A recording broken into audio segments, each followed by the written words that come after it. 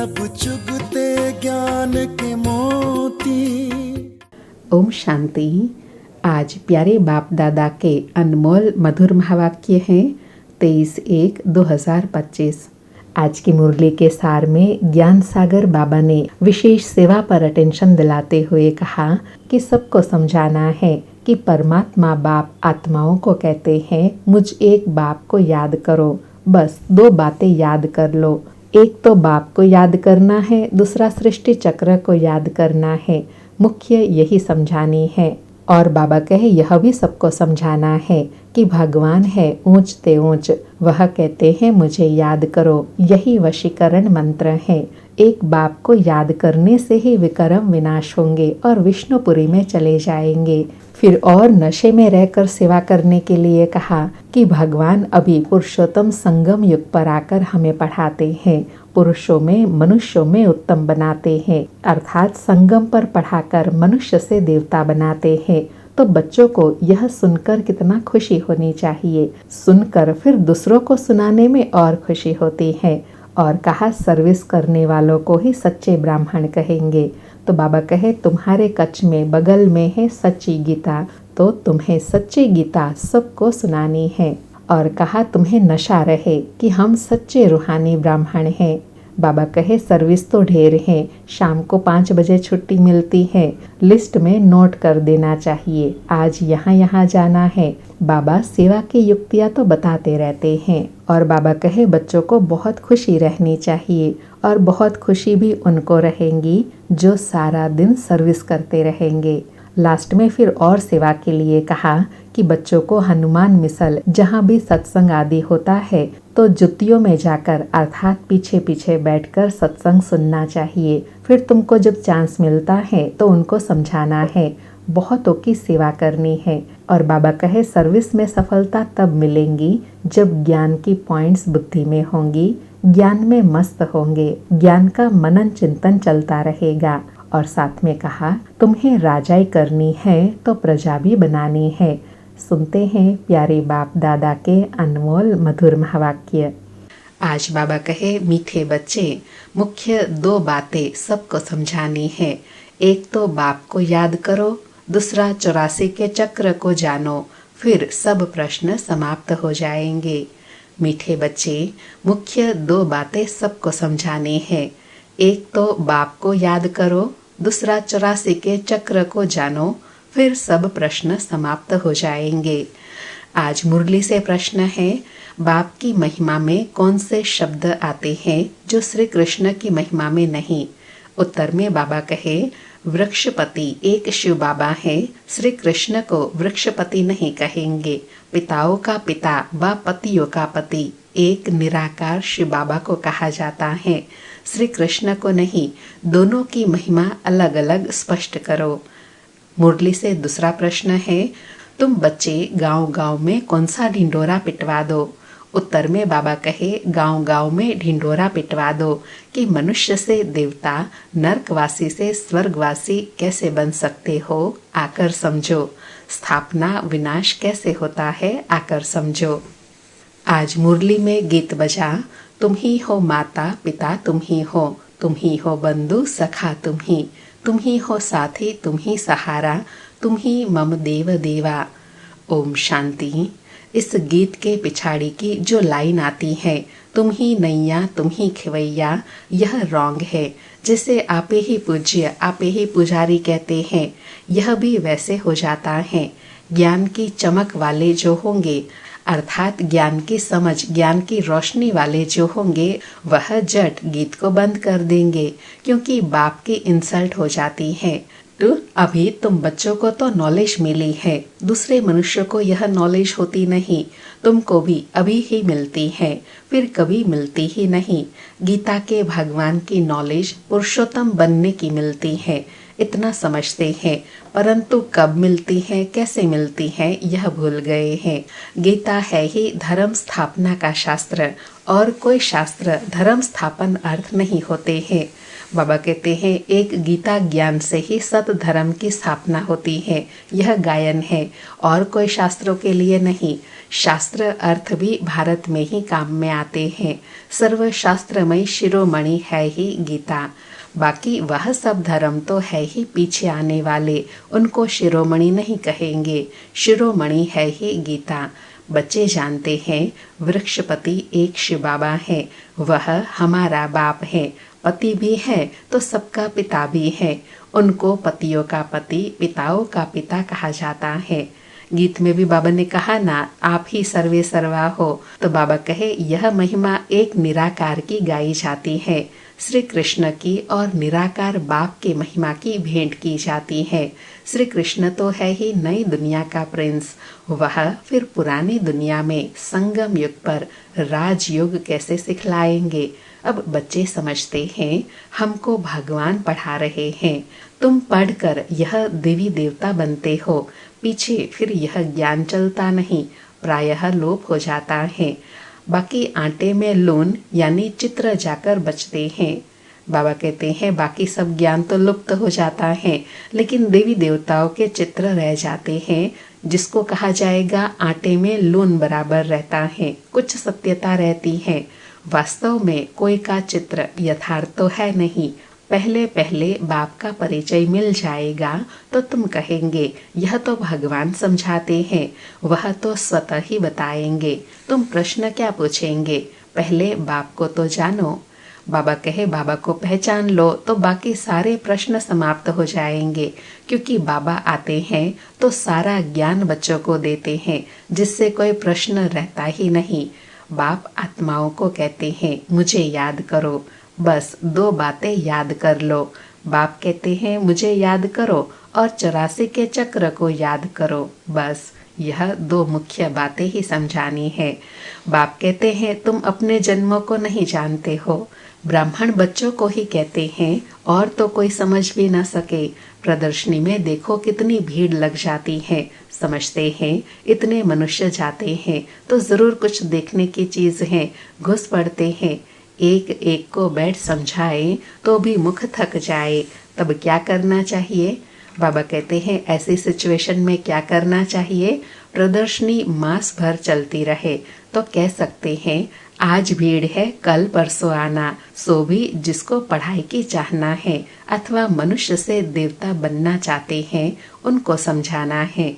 अर्थात बाबा कहते जिसकी लगन होगी वह आएंगे, और जो लगन वाली आत्मा है उनको समझाना है। एक ही यह लक्ष्मी नारायण का चित्र अथवा बैच दिखलाना चाहिए। बाप द्वारा यह विष्णुपुरी का मालिक बन सकते हो। अभी भीड़ है, सेंटर पर आना, एड्रेस तो लिखी हुई है।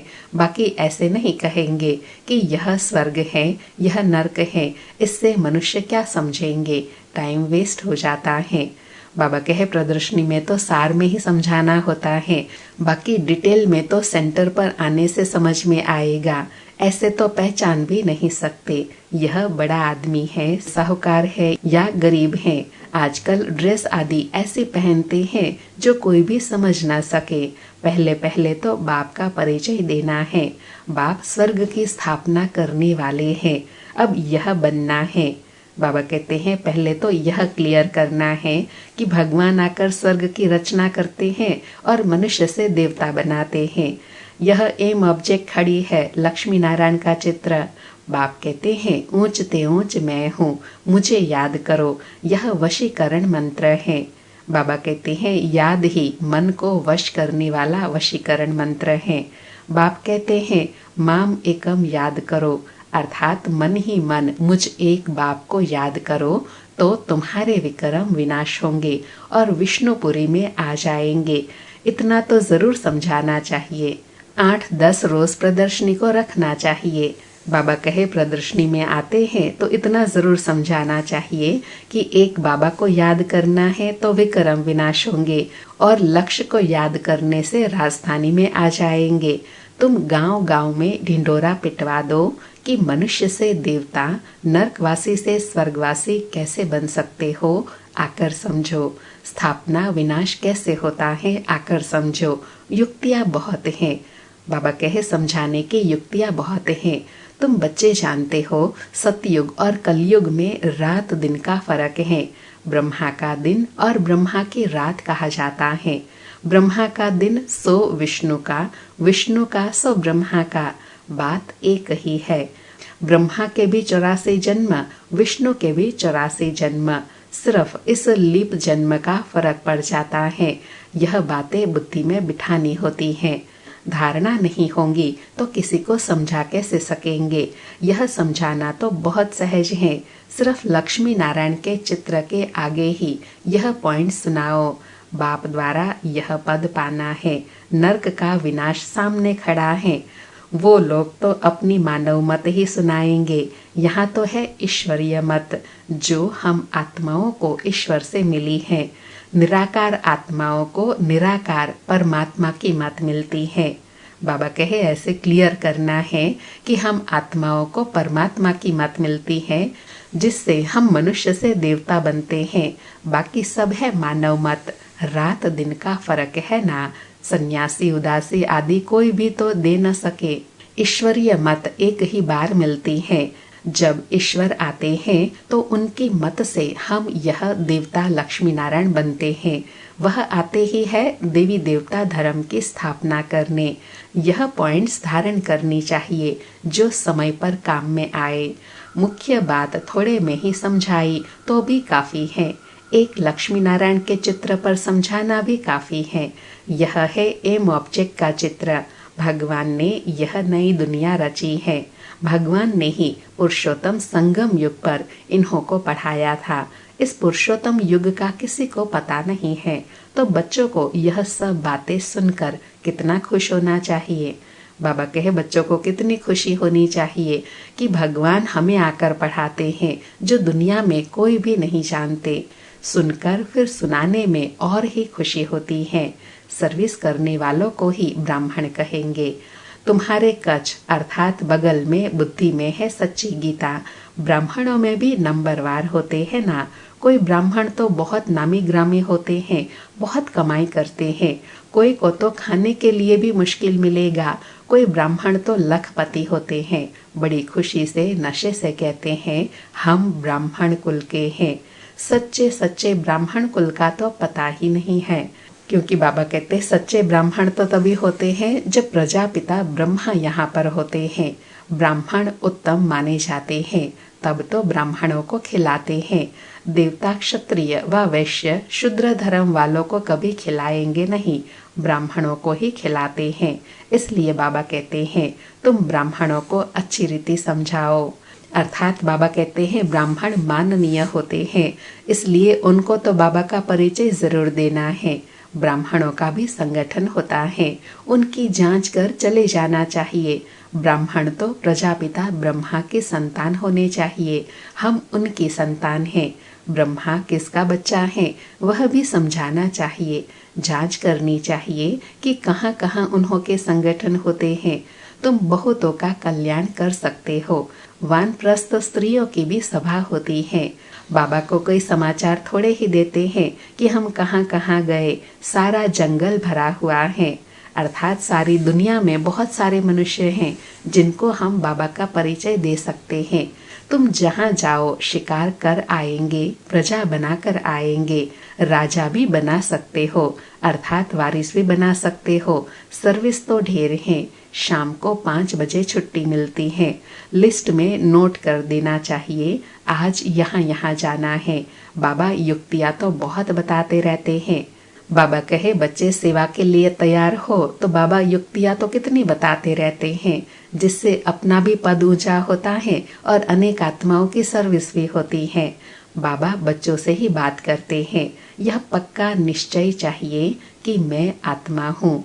बाबा परम आत्मा हमको सुनाते हैं। धारणा हमको करना है। बाबा कहे किस बात में पक्का निश्चय करना है। एक तो मैं आत्मा हूँ, दूसरा परमात्मा हमको सुनाते हैं, जिसको हमें धारण करना है। जैसे शास्त्र अध्ययन करते हैं तो फिर दूसरे जन्म में भी वह संस्कार इमर्ज हो जाते हैं। कहा जाता है संस्कार ले आए हैं। जो बहुत शास्त्र पढ़ते हैं उनको अथॉरिटी कहा जाता है। वह अपने को ऑलमाइटी नहीं समझेंगे। यह खेल है जो बाप ही समझाते हैं, नई बात नहीं है। ड्रामा बना हुआ है जो समझने का है। बाबा कहे यह सब बातें गुह्य है जो कि समझने की है और कहीं लिखी पड़ी नहीं है। बाबा ही आकर समझाते हैं। मनुष्य यह नहीं समझते कि पुरानी दुनिया है। बाप कहते हैं मैं आ गया हूँ। महाभारत लड़ाई सामने खड़ी है। मनुष्य अज्ञान अंधेरे में सोए पड़े हैं। अज्ञान भक्ति को कहा जाता है। ज्ञान का सागर तो बाप ही है। जो बहुत भक्ति करते हैं वह भक्ति के सागर हैं। भगत माला भी है ना, भगत माला के भी नाम इकट्ठे करने चाहिए। अर्थात बाबा कहते हैं भक्ति में भी जो विशेष आत्माएं हैं उनके भी नाम इकट्ठे करने चाहिए।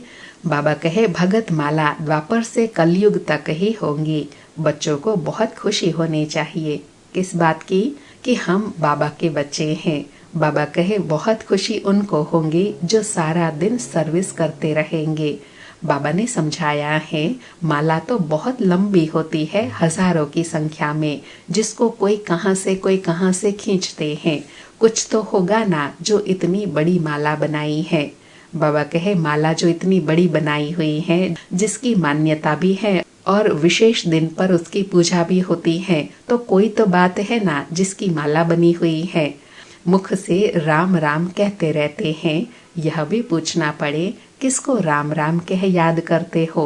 तुम कहाँ भी सत्संग आदि में जाकर मिक्स हो बैठ सकते हो।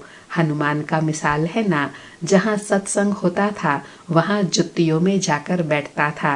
अर्थात जहाँ जुत्तियाँ उतारते थे वहाँ जाकर बैठकर सुनते थे। तुमको भी चांस लेना चाहिए। तुम बहुत सर्विस कर सकते हो। सर्विस में सफलता तब होंगी जब ज्ञान की पॉइंट्स बुद्धि में होंगी, ज्ञान में मस्त होंगे। अंडरलाइन बाबा कहे सर्विस में सफलता कब मिलेंगी? जब बुद्धि रूपी तरकश में ज्ञान की पॉइंट्स भरी हुई होंगी, ज्ञान की मस्ती में मस्त होंगे, तब ज्ञान का प्रभाव पड़ेगा। सर्विस की अनेक युक्तियां हैं। रामायण भागवत आदि की भी बहुत बातें हैं जिस पर तुम दृष्टि दे सकते हो, अर्थात उसके एग्जाम्पल देकर समझा सकते हो। सिर्फ अंधश्रद्धा से बैठ सत्संग थोड़े ही करना है। बोलो हम तो आपका कल्याण करना चाहते हैं। वह भक्ति बिल्कुल अलग है, यह ज्ञान अलग है। ज्ञान एक ज्ञानेश्वर बाप ही देते हैं। सर्विस तो बहुत है। सिर्फ यह बताओ कि ऊंच ते ऊंच कौन है? ऊंच ते ऊंच एक ही भगवान होता है। वर्षा भी उनसे मिलता है। बाकी तो है रचना। बच्चों को सर्विस का शौक होना चाहिए। तुम्हें राजाई करनी है तो प्रजा भी बनानी है। यह महामंत्र कम थोड़े ही है। बाप को याद करो तो अंत मते सौगति हो जाएंगी। बाबा कहे यह याद का मंत्र कम थोड़े ही है, जिस याद से ही अंत मते सौगति हो जाती है। अच्छा, मीठे मीठे सिकिलधे बच्चों प्रति माता पिता बाप दादा का याद प्यार और गुड मॉर्निंग। रूहानी बाप के रूहानी बच्चों को नमस्ते। हम रूहानी बच्चों की रूहानी माता पिता बाप दादा को याद प्यार गुड मॉर्निंग और नमस्ते नमस्ते। सारी मुरली से धारणा के लिए सार है। पहला पॉइंट, बाप ने जो वशीकरण मंत्र दिया है वह सबको याद दिलाना है। सर्विस की भी भिन्न भिन्न युक्तियाँ रचनी है। भीड़ में अपना समय बर्बाद नहीं करना है। दूसरा पॉइंट, ज्ञान के पॉइंट्स बुद्धि में रख ज्ञान में मस्त रहना है। हनुमान की तरह सत्संगों में जाकर बैठना है और फिर उनकी सेवा करनी है। खुशी में रहने के लिए सारा दिन सेवा करनी है। आज प्यारे बाबा का वरदान है, मैं और मेरेपन को बलि चढ़ाने वाले संपूर्ण महाबली भव। मैं और मेरेपन को बलि चढ़ाने वाले संपूर्ण महाबली भव। स्पष्टीकरण है, हद के कोई भी व्यक्ति या वैभव से लगाव, यही मेरापन है। इस मेरेपन को और मैं करता हूँ, मैंने किया, इस मैंपन को संपूर्ण समर्पण करने वाले अर्थात बलि चढ़ने वाले ही महाबली है। जब हद का मैंपन समर्पण हो तब संपूर्ण व बाप समान बनेंगे। मैं कर रहा हूँ नहीं, बाबा करा रहा है, बाबा चला रहा है। किसी भी बात में मैं के बजाय सदा नेचुरल भाषा में भी बाप शब्द ही आए, मैं शब्द नहीं। बाबा ने संपूर्ण महाबली का भावार्थ बताया कि अपने मैंपन को संपूर्ण समर्पण करना, समाप्त करना, उसको ही महाबली कहा जाता है। आज का स्लोगन है, संकल्पों में ऐसी दृढ़ता धारण करो जिससे सोचना और करना समान हो जाए। संकल्पों में ऐसी दृढ़ता धारण करो जिससे सोचना और करना समान हो जाए।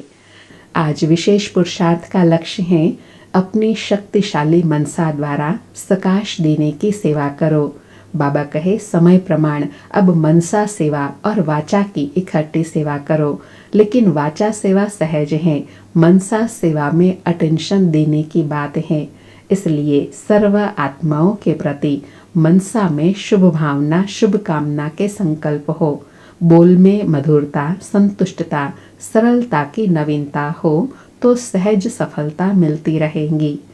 आज बाबा ने मनसा सेवा में भी सफलता पाने का आधार बताया कि बोल में मधुरता हो, संतुष्टता हो, सरलता की नवीनता हो तो वाचा और मनसा सेवा में सफलता मिलती रहेगी। अच्छा, ओम शांति। शुक्रिया बाबा, शुक्रिया।